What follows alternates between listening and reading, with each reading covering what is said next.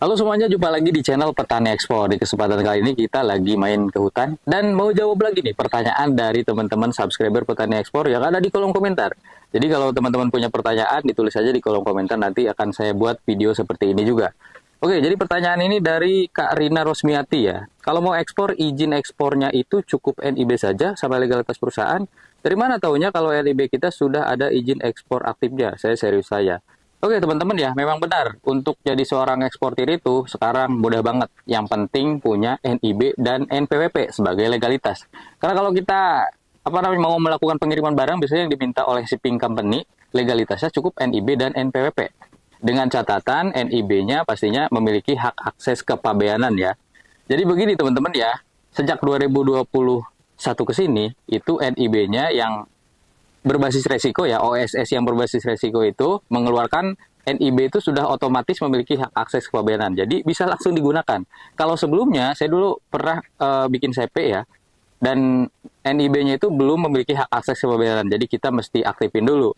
Dan juga angka pengenal importirnya waktu itu harus diaktifin. Kalau sekarang sudah otomatis ya. Jadi sejak 2019 sebenarnya untuk jadi seorang eksportir itu cukup memiliki NIB dan NPWP saja. Itu saja sudah cukup karena biasanya shipping company hanya meminta NIB dan NPWP sebagai legalitas. Nah setelah itu barulah kita mengurus yang namanya dokumen ekspor. Ada dokumen sebelum ekspor seperti membuat shipping instruction yang ditujukan kepada pihak shipping company. Kemudian kita urus lagi NPEPEB ya, itu bisa kita urus sendiri atau diuruskan oleh pihak shipping company ya, atau forwarder melalui PPJK nantinya. Kemudian dokumen utama seperti invoice, packing list ya, bill of lading, invoice, packing list itu dibuat oleh kita sebagai eksportir.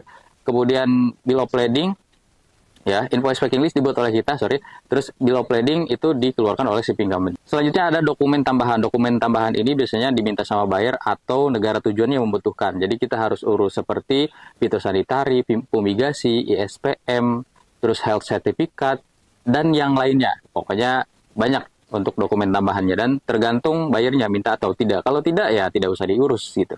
Nah itu dia tadi adalah dokumen ekspornya. Jadi kalau ditanya legalitas cukup NIB dan NPWP saja. Yang penting punya hak akses kepabeanan. Mau itu punya pribadi, perusahaan seperti PT perorangan atau CP, bahkan PT yang umum ya, semuanya itu bisa dipakai untuk ekspor. Kalau ada pertanyaan lain seputar ekspor, ditulis saja di kolom komentar.